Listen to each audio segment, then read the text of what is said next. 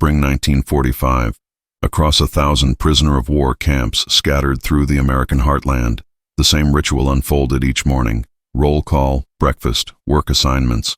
But on one particular April day, at a compound outside Salina, Kansas, something different happened. The guards arrived carrying wooden crates filled not with tools or rations but with paper and pens. The German women standing in formation stiffened as officers moved down the lines, placing a single sheet of white paper and a fountain pen into each prisoner's hands.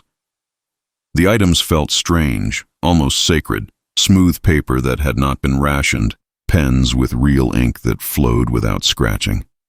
One woman from Dresden whispered to her neighbor, "They want confessions. They will make us write our crimes." Her companion, a former telephone operator named Klara Weber, gripped the pen so tightly her knuckles went white.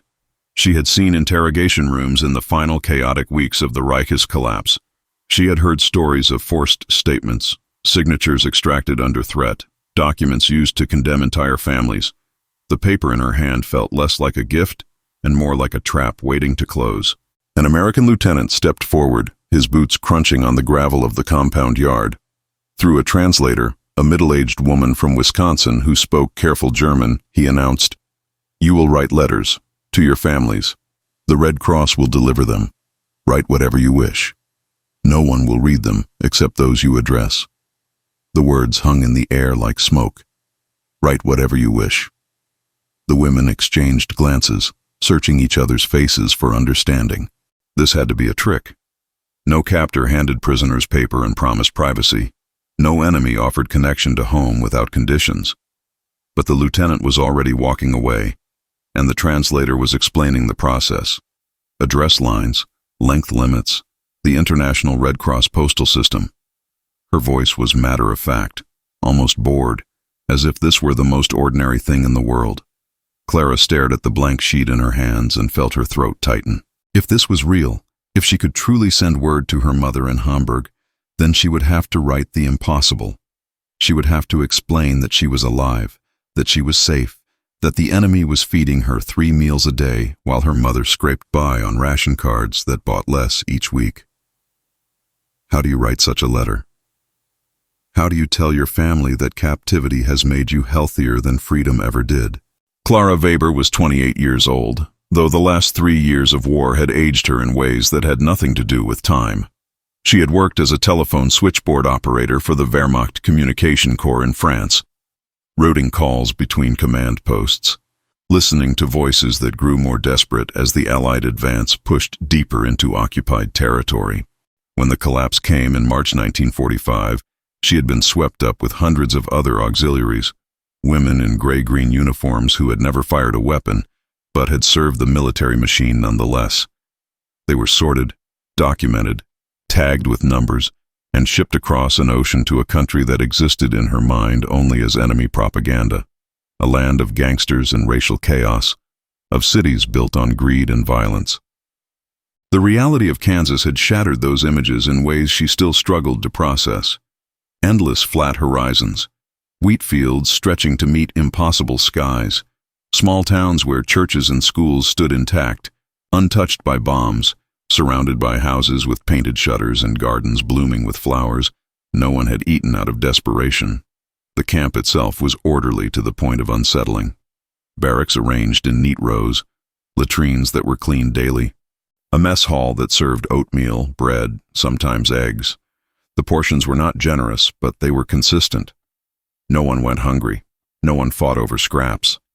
In Hamburg, her mother's letters reported, people traded family heirlooms for potatoes. Children fainted in bread lines. The city was a landscape of rubble, where survivors lived in cellars beneath buildings that no longer had roofs. Klara had not heard from her mother in 4 months. The last letter, forwarded through chaos and censors, had been written in January. It described cold so severe that ice formed inside their makeshift shelter, and food so scarce that her mother boiled potato peels 3 times to extract every trace of nutrition. Now, standing in the Kansas sunlight with paper and pen in her hands, Klara had the chance to send word back, to tell her mother she had survived, to offer some small comfort in a world that had offered so little. But what could she possibly say? The women had been prepared for interrogation, not correspondence. During the final months of the war, as the Reich crumbled and the Allies closed in from all sides, Wehrmacht officers had briefed auxiliaries on what to expect if captured. The instructions were clear: give only name, rank, and service number. Reveal nothing about operations, nothing about locations, nothing that could be used against Germany. But more than that, they had been warned about American psychological tactics. The enemy, they were told, would offer false kindness to extract information. They would promise to deliver letters and then use the contents to identify resistance networks, to locate family members, to build cases for war crimes trials. One propaganda film Klara had watched in a crowded cinema in Normandy showed dramatized scenes of American interrogators reading prisoner letters aloud, laughing at expressions of love and longing, using the words against captured soldiers. The message was unmistakable: trust nothing the Americans offer. Every gesture of humanity is a weapon in disguise. So when the paper and pens appeared, many women assumed this was exactly that: a clever trap dressed as mercy. Write your heart onto paper, and they will use it to destroy you. A nurse from Berlin named Margaret refused to take her sheet at all. She told the guard through clenched teeth that she would write nothing, confess nothing, cooperate with no American trick. The guard, a young private from Iowa who barely understood German, simply shrugged and moved on. He left the paper and pen on her bunk anyway. The journey that had brought Klara to Kansas had begun in chaos. She remembered the last days in France with the clarity of nightmare. Roads clogged with retreating soldiers, supply depots burning, civilians fleeing in every direction. Her communication unit had abandoned their equipment and tried to reach the German border on foot, walking through nights lit by distant artillery fire. They were captured near Metz by American infantry, a column of exhausted women who surrendered without resistance because resistance was no longer possible. The soldiers who took them were neither cruel nor kind. They were efficient. Names recorded, possessions searched, weapons collected, though none of the women carried any. Then came the holding camps, sprawling tent cities where thousands of prisoners waited in mud while the Allies processed paperwork and arranged transport.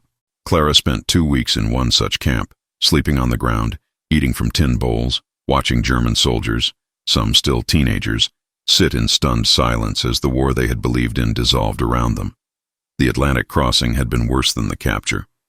17 days below deck in a converted cargo ship, the steel walls sweating condensation, the air thick with diesel fumes and the sharp smell of too many bodies in too little space. Women prayed in whispers, vomited into buckets, clutched photographs of children and parents they might never see again. Klara kept a small photograph of her mother tucked inside her uniform jacket, a formal portrait from 1938, before the war, when her mother's face still held the roundness of regular meals, and her eyes had not yet learned the permanent squint of hunger. During the crossing, Klara would take out that photograph in the dim light and trace her mother's features with her fingertip, trying to memorize them in case memory was all she would have left. When the ship docked in New York, the women were marched through a processing center that felt more like a factory than a prison. Medical examinations, delousing stations, new uniforms issued, gray cotton dresses stamped PW in black letters. Everything documented, everything recorded in triplicate on forms that disappeared into filing cabinets. Then the train journey inland, through a landscape so vast it seemed impossible. Cities gave way to farmland, farmland to plains, plains to horizons that never seemed to end. America, Klara realized, was a country that had never known invasion, never felt bombs falling on its cities, never watched its children starve in the streets. The contrast was obscene. And now she was being asked to write a letter home, to send word across that vast distance to a mother living in ruins, and somehow explain this strange captivity where the enemy provided beds and meals and paper to write on. Klara kept her own private notebook hidden in the lining of her mattress. She wrote in it at night when the other women slept, using pencil stubs she had saved from work assignments. The entries were fragmented, thoughts captured between exhaustion and the constant fear of discovery. April 8th, 1945. They gave us paper today. Real paper, not the thin gray sheets we used in the communications office that tore if you pressed too hard.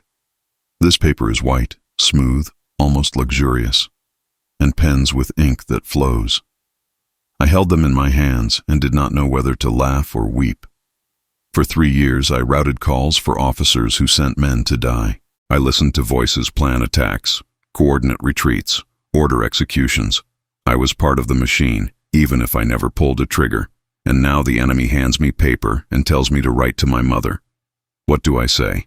That I am well fed while she starves, that I sleep in a bed while she huddles in a cellar, that the Americans treat me with more care than our own government showed its citizens? How is any of this fair? How do I write truth without breaking her heart? That first afternoon, as the sun climbed high over the Kansas plains and heat shimmered off the gravel yard, the women were given 2 hours to write their letters. They could sit anywhere in the compound, on their bunks, at the mess hall tables, even outside under the guard towers if they wished. Klara chose a spot near the fence line where a small patch of shade offered relief from the sun. She sat cross-legged on the ground, the paper balanced on a book she had been allowed to keep, and stared at the blank whiteness. Around her, other women were beginning to write. Some covered the page quickly, their handwriting cramped and desperate, trying to fit as many words as possible into the space allowed. Others sat frozen, pens hovering above paper, unable to begin. The nurse Margaret, who had refused her paper earlier, finally retrieved it from her bunk and sat nearby. She wrote a single line, then stopped, then another. Then she crumpled the page and started again. Klara watched this from the corner of her eye and understood.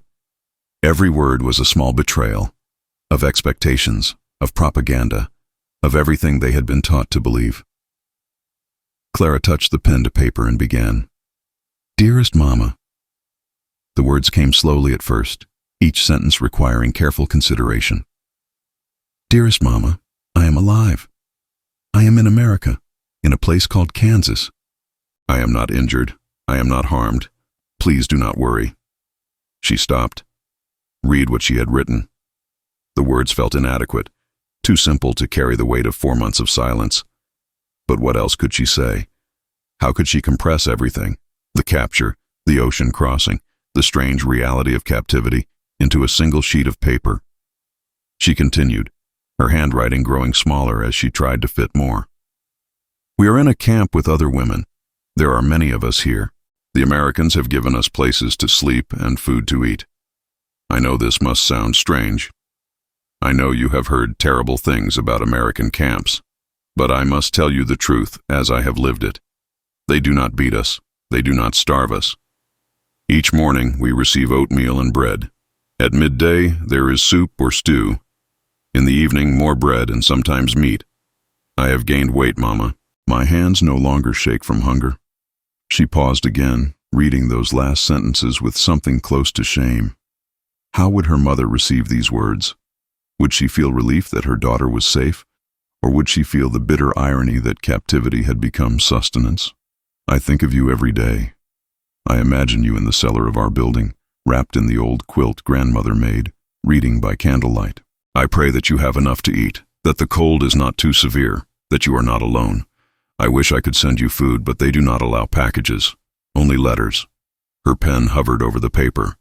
There was so much more she wanted to say, about the vastness of this country, about the strangeness of being fed by enemies, about the quiet kindness of certain guards who smiled when they thought no one was watching. But the space was limited, and her courage more limited still. "I will write again when they allow it. Please write back if you can. Tell me you are well. Tell me you remember me. I remain your daughter, no matter the ocean between us. With all my love, Klara." She set down the pen and stared at what she had written. The letter felt both too much and not enough, a glimpse of truth that could never capture the whole. An hour later, the translator from Wisconsin moved through the compound collecting the completed letters.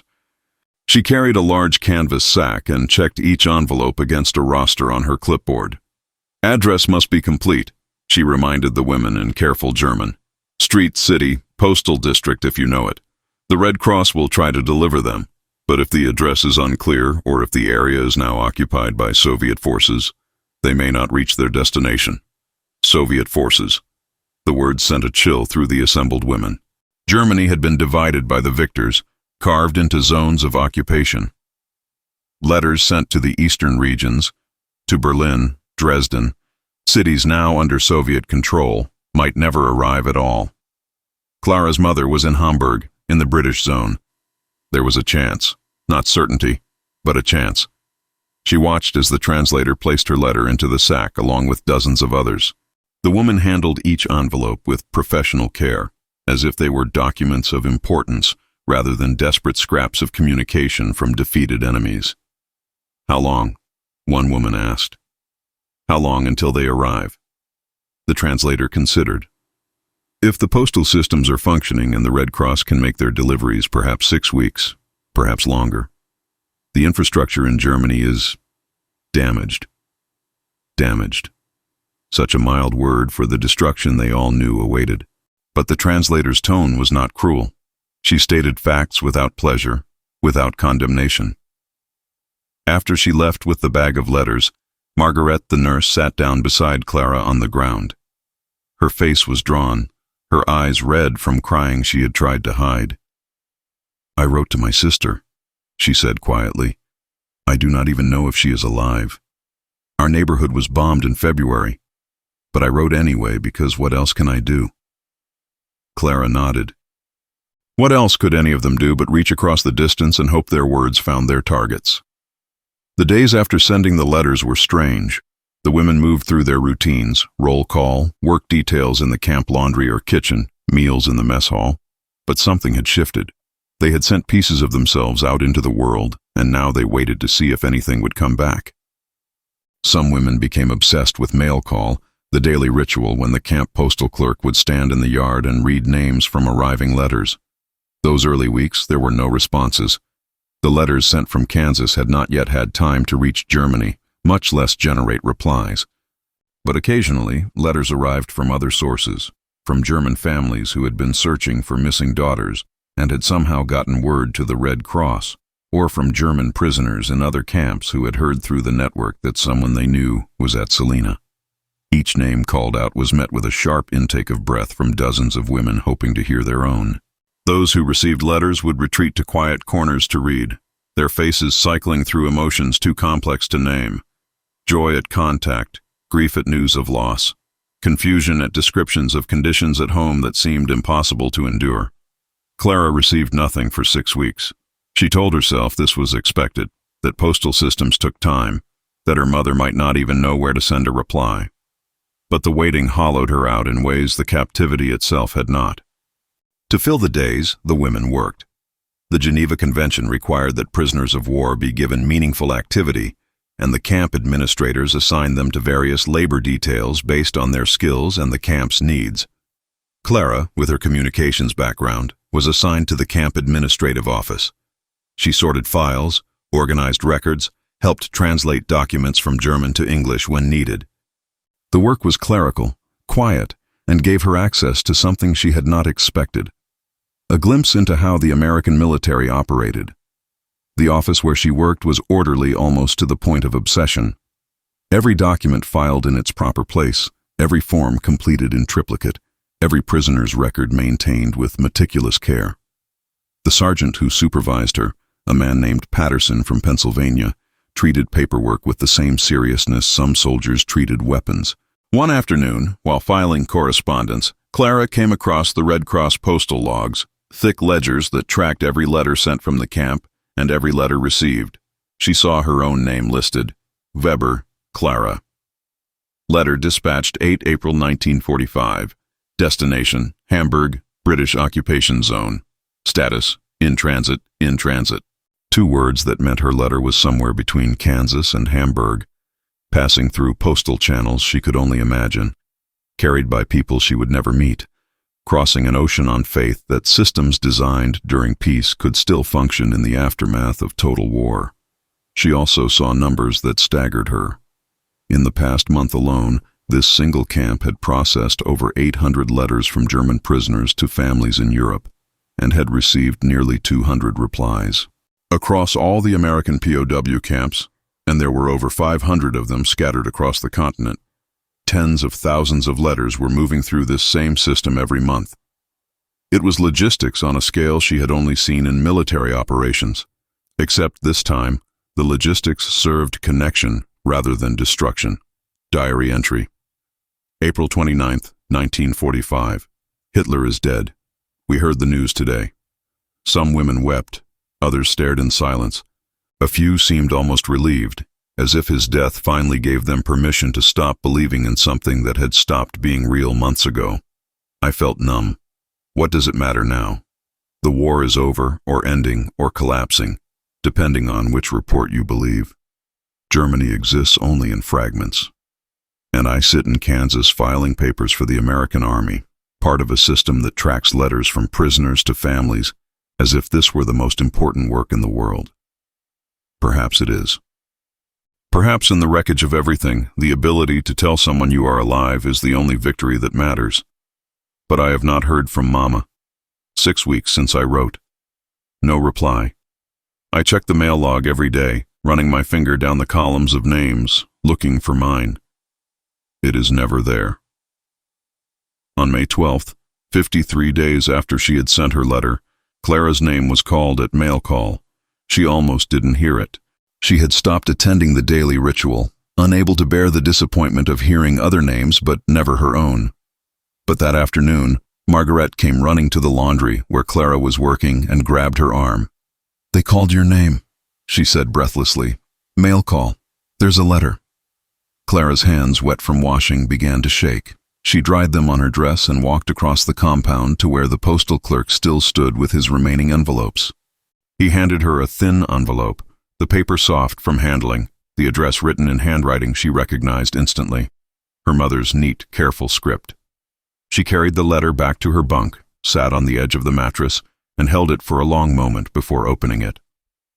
This fragile piece of paper had traveled from Hamburg to Kansas, had crossed an ocean and a continent, had survived postal systems barely functioning in a defeated nation, and now sat in her hands like something almost holy. She opened it carefully, afraid the paper might tear. The letter was dated March 28th, written 2 weeks before Klara's own letter could possibly have arrived in Hamburg. Her mother had not known where she was, whether she was alive, or if she would ever receive this desperate message thrown into the void of war's end. My dearest Klara, I do not know if this will reach you. I do not know if you can read it. I do not even know if you still live. But the Red Cross has told me they will try to forward mail to prisoners in American camps, so I write in hope. The city is unrecognizable. Our street is gone. The building where you grew up is rubble. I live now in the cellar of what was the Hoffman Pharmacy. There are 11 of us in this space meant for storing medicine. We share one blanket. We boil snow for water. Your Aunt Gerda died in February from cold. Your cousin Emil has not been seen since January. I tell you these things not to burden you, but because you deserve truth. We survive. That is the most I can say. I wake each morning surprised that my heart still beats. The British soldiers who occupy our sector are not cruel. They give us ration cards. Sometimes there is bread. More often there is nothing to buy with the cards. I have sold everything we owned except your grandmother's wedding ring. I cannot bring myself to part with it. It is the last thing of value, and I keep it hidden in my shoe. I think of you constantly. I dream that you are somewhere safe, somewhere warm, somewhere the war has not devoured everything. I pray to a God I am no longer sure exists, that you will come home. If you receive this, please write. Tell me you live. That is all I need to know. Your mother. Klara read the letter 3 times. The first time tears blurred the words. The second time her hands shook so badly she could barely hold the paper. The third time she read it aloud in a whisper, as if speaking the words might make the distance between Kansas and Hamburg smaller. Her mother had written this before receiving Klara's letter, before knowing that her daughter was alive, safe, fed. The desperation in every line was unbearable. And now Klara had to write back. Had to explain that while her mother sold everything to survive, while her aunt died of cold and her cousin vanished, she had been eating oatmeal and sleeping under wool blankets in an American camp, where the worst hardship was boredom. How do you write such a letter without it sounding like mockery? That evening, the camp administrator announced that prisoners would be permitted to write another round of letters.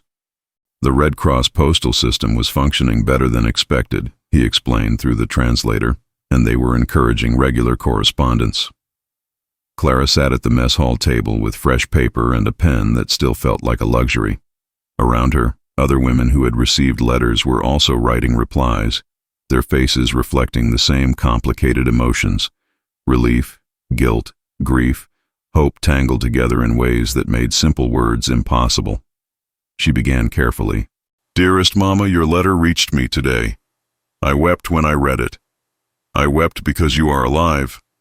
I wept because of all you have endured. I wept because I am here, safe, while you suffer. I received your letter dated March 28th. By now you will have received mine from April, and you will know that I am in America, in a place called Kansas. I am well. I must tell you this even though I know how strange it will sound against the reality you describe. The Americans feed us. They house us. They allow us to write letters and receive them. I work in an office filing papers. It is quiet work. No one harms me. I know what you have heard about American camps. I know what the propaganda said. But I must tell you what I have seen with my own eyes. There is order here. There is food. There is something that looks almost like mercy, though I hesitate to use that word because mercy suggests generosity, and what I see feels more like efficiency. They treat us well because it serves them to do so. But the result is the same. We are alive. We are fed. We are human beings rather than numbers waiting to die. She paused, reading what she had written. It felt defensive, as if she were justifying her survival. She crossed out the last two sentences and started again. Mama, I wish I could send you food. I wish I could send you the blanket from my bunk, the bread from breakfast, the warmth of this spring evening. But all I can send are words, and words feel so inadequate. Please tell me what you need. If there is any way the Red Cross can help, I will ask. Please tell me about our neighbors, about anyone who remains. Please tell me you are eating something, anything. I will write every week if they allow it. I will keep writing until this war ends properly and we can be in the same room again. You are not alone, even though an ocean separates us. Every word you write reminds me why I survived. Your daughter Klara. Over the following months, as spring turned to summer and the war in Europe officially ended, the letters became a lifeline in both directions. Klara learned through her work in the administrative office that the International Red Cross postal system was one of the largest civilian operations of the war. Thousands of volunteers in Switzerland, in neutral Sweden, in occupied Germany, sorted and forwarded millions of pieces of mail between prisoners and their families. Each letter was logged, tracked, and delivered when possible. When delivery was impossible, because addresses no longer existed, because families had been displaced, because entire cities had been erased, the letters were held in Red Cross warehouses in Geneva, waiting for someone to come looking. The system was not perfect. Letters were lost, delayed, sometimes destroyed by continuing violence in unstable regions. But it functioned far better than anyone had expected in the chaos of war's end. Through this system, Klara and her mother established a rhythm. Klara would write every Sunday evening, filling both sides of the paper with descriptions of camp life, questions about home, expressions of love wrapped in practical details. Her mother would reply when paper and postal access allowed, her letters arriving every 3 to 4 weeks, each one a small miracle. Through these letters, Klara watched Hamburg rebuild through her mother's eyes. The British occupation authorities began clearing rubble. Food supplies improved slightly. Her mother found work cleaning offices in an administrative building and earned enough to buy a second blanket, small victories in a landscape of loss. And through her mother's words, Klara learned the fates of people she had known. Herr Kessler from the bakery had died during the firebombing. Frau Schmidt had lost both sons on the Eastern Front. The Baumann family had fled to relatives in Bavaria, and no one knew if they had arrived safely. Each letter carried both connection and grief, stitched together in careful handwriting that crossed an ocean. Diary entry. June 15th, 1945. Mama writes that she has enough to eat now. Not much, but enough. The British have organized soup kitchens. She says the bread is dark and heavy, nothing like what we had before the war. but it fills the stomach. She is alive. She is eating. She is thinking about the future. These simple facts feel like miracles. I have written 12 letters to her now. She has written 8 to me. I keep them all in a bundle tied with string from the laundry. At night, when I cannot sleep, I reread them. I trace her handwriting with my finger as if I could touch her through the ink. The other women do the same. We have become archivists of our own lives, preserving these fragile connections on paper. Margaret received news that her sister survived the bombing after all. She had been evacuated to the countryside and is living with farmers. Another woman, Erica, learned that her husband is a prisoner in France, also alive. We celebrate these small victories together, but some women receive no letters at all. They write and hear nothing back. The silence is worse than bad news because it offers no closure, only the terrible not knowing. I think of them at mail call, watching names being called that are never theirs, and I feel guilty for the bundle of letters under my mattress. The letters created an unexpected community among the prisoners. Women who received good news would share it quietly with those still waiting. Those who received tragic news would be comforted by others who understood exactly what it meant to lose someone to a war that had already ended. A system developed organically. Women with families in the British zone would share information about conditions there. Those with relatives in the American zone would do the same. The few who had connections to the Soviet zone spoke in whispers about deportations, disappearances, zones sealed off from communication. They began helping each other write letters too. Those with better English would help translate passages that might get past censors more easily. Those with clearer handwriting would transcribe letters for women whose hands shook too badly to write legibly. Those who had received care packages, rare but possible through the Red Cross, would share the contents. Klara found herself writing letters for 2 other women who were illiterate. They would tell her what to say, and she would translate their spoken words into careful script. One woman, a factory worker from Essen named Hilda, dictated a letter to her son who was fighting somewhere in the east when she was captured. She did not know if he was alive, did not know if the letter would ever reach him, but she dictated it anyway. Tell him I am well. Tell him I think of him every hour. Tell him that when this is over, whenever that is, I will find him. Tell him his mother has not forgotten. Klara wrote these words exactly as spoken, and when she finished, Hilda wept and thanked her as if she had performed some great service instead of simply moving a pen across paper. But beneath the relief of communication ran a deeper current of conflict that Klara could not resolve. Every letter she sent home felt like a confession of betrayal. While her mother scrubbed floors in a bombed city for enough money to buy bread, Klara ate 3 meals a day and worked in a climate-controlled office. While her mother slept in a cellar with 10 other people, Klara had her own bunk in a barracks with a roof that did not leak. The guilt was physical, a weight she carried in her chest that made breathing difficult sometimes. She tried to explain this to Margaret one evening as they sat outside watching the Kansas sunset paint the sky in colors too beautiful for a world this broken. I feel like I am living a lie, Klara said quietly. Every letter I write tells her I am well, and it is true, but it feels obscene. She should not have to know that I am better off as a prisoner than she is as a free woman. Margaret was quiet for a long moment. Then she said, "But would it be better if you lied, if you told her you were suffering when you are not?" I don't know. Maybe she would feel less alone in her suffering. Or maybe, Margaret suggested, knowing you are safe is the only good thing she has left to hold on to. Maybe your comfort, even if it seems unfair, is what keeps her going. Klara had no answer to that. She simply sat in the fading light and wondered if mercy could exist in a world this broken, or if what they were experiencing was just the temporary pause between one kind of suffering and another. In November 1945, 6 months after the war's official end, the repatriation orders began.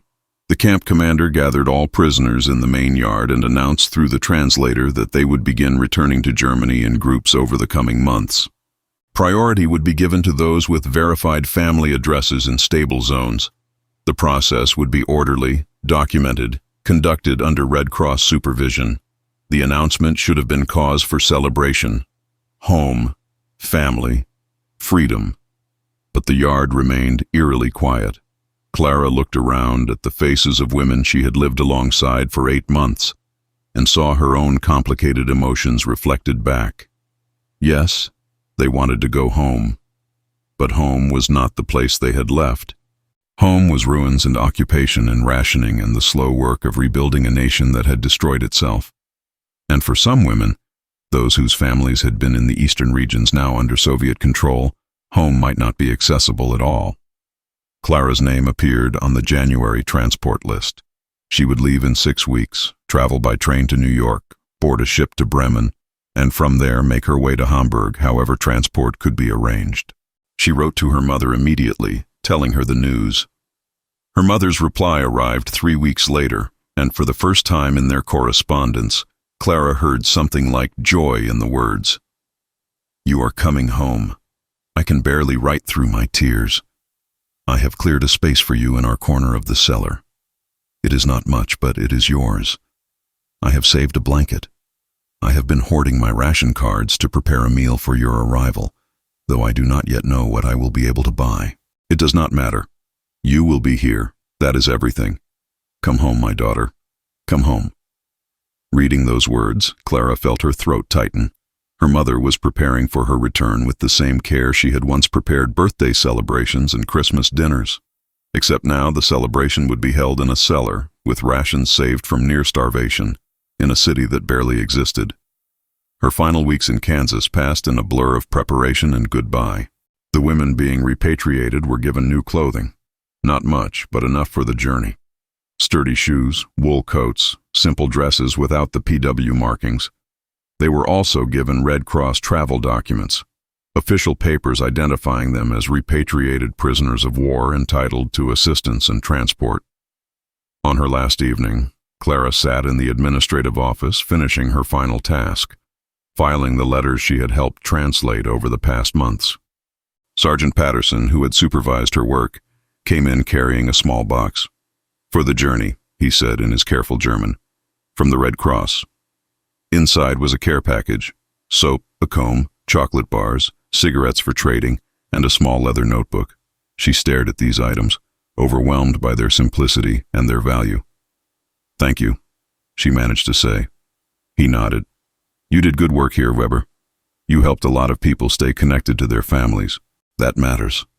It was the closest thing to praise she had received from any American authority, and it struck her how strange this moment was. An enemy soldier acknowledging the worth of her labor, treating her departure as if she were a colleague leaving a job rather than a prisoner being released. Diary entry. January 28, 1946. Tomorrow I leave. I have packed everything I own, which is very little. The notebook Sergeant Patterson gave me. The bundle of letters from Mama tied with string. A photograph of the women in my barracks that someone took with a camera we were allowed to borrow. I look at that photograph and barely recognize myself. My face is fuller than when I arrived. My eyes are less haunted. I am healthier leaving this prison than I was entering it. What does that say about the world? I have written my final letter to Mama telling her I am coming. By the time she receives it, I may already be in Germany. But I sent it anyway because I wanted her to know that every week I was here, I thought of her. I wanted her to know that the letters saved me as much as the food and shelter did. They reminded me I was still someone's daughter, still connected to something beyond these fences. The other women who are leaving, there are 47 of us on this transport, have packed their own small collections. We are not carrying much in our hands, but we carry so much more in our heads. We carry the memory of an enemy that fed us, of a system that allowed us to write to our families, of small mercies that made no sense against everything we had been taught. We carry guilt for surviving comfortably while our families suffered. We carry relief that it is over. We carry fear of what comes next. Tomorrow, we become refugees in our own country. The train journey to New York reversed the route she had taken 8 months earlier, except now she watched the landscape with different eyes. The cities, the farmland, the vast horizons no longer seemed alien. They were simply the geography of a country that had never known what Germany had known. Total destruction from the air, cities reduced to ash, infrastructure shattered beyond recognition. At the port, the women boarded another ship, This one was less crowded than the crossing that had brought them to America. There were bunks instead of hammocks, meals served on actual plates, even access to the deck for fresh air. The crossing took 12 days, and every day Klara stood at the rail watching the ocean stretch endlessly in every direction, thinking about the letters that had crossed this same water. Millions of words on fragile paper, carried by ships and trains and volunteers, connecting people who war had separated. When the coast of Europe appeared through morning fog, some women wept. Others stood in silence. Klara felt only a strange numbness, as if the magnitude of return was too large for any single emotion to contain. Bremen was unrecognizable. Or rather, it was exactly what the letters had described, but seeing it was different from reading about it. Block after block of rubble. Buildings that were just facades with nothing behind them. Streets cleared just enough for foot traffic. People moving through the devastation like ghosts, their faces carrying the same hollowed expression she remembered from the final days of the war. The Red Cross helped arrange transport to Hamburg. Klara traveled in a truck with 7 other women, sitting on wooden benches in the back, watching destroyed Germany pass by the open rear gate. When they reached Hamburg, she knew the address her mother had given, the cellar beneath the former Hoffman pharmacy. She walked through streets she barely recognized, using landmarks that no longer existed to navigate by memory and hope. She found the building, or rather, the pile of rubble that had been a building, with a cleared entrance leading down to cellars beneath. She descended the steps, her heart beating so hard she could barely breathe. Her mother was sitting on an overturned crate, mending a shirt by candlelight. They looked at each other for a long moment. Then her mother stood, the shirt falling forgotten to the floor. "Klara?" "Yes, Mama. I'm home." They held each other in that dim cellar, surrounded by other displaced people who politely looked away, giving them this moment of reunion in a space too small for privacy. Her mother felt smaller than Klara remembered, thinner, older, but alive, breathing, real. "I got all your letters," her mother whispered. "I kept them all." "I kept yours too," Klara said. "Every single one." Klara Weber lived in that cellar with her mother for 11 months, before they were assigned a small apartment in a reconstructed building. She found work as a secretary for the British Occupation Administration, using the English she had learned in Kansas. She continued writing letters, not to America, but to some of the women she had met in the camp. They wrote back, sharing their own stories of return, of rebuilding, of trying to make sense of what they had lived through.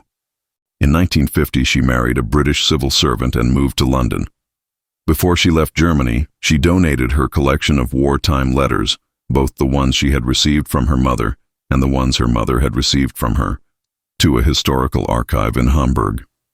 The curator who accepted them noted that they represented one of the most complete collections of POW family correspondence from the American camp system.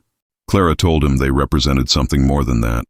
They represented proof that even in total war, connection could survive, that even between enemies, humanity could find a way through. She kept only one letter from the collection, the first one her mother had sent, written in desperation before knowing if her daughter lived. She carried it in her wallet for the rest of her life, the paper soft from handling, the ink faded but still legible. She died in 1989, a few months after the Berlin Wall fell. Among her possessions, her children found that letter, along with the leather notebook Sergeant Patterson had given her. The notebook's final entry, written decades after the war, read simply, "They gave us paper and told us to write. Such a small thing, paper and ink, but it saved us, not from captivity, but from the silence that would have been worse than any prison.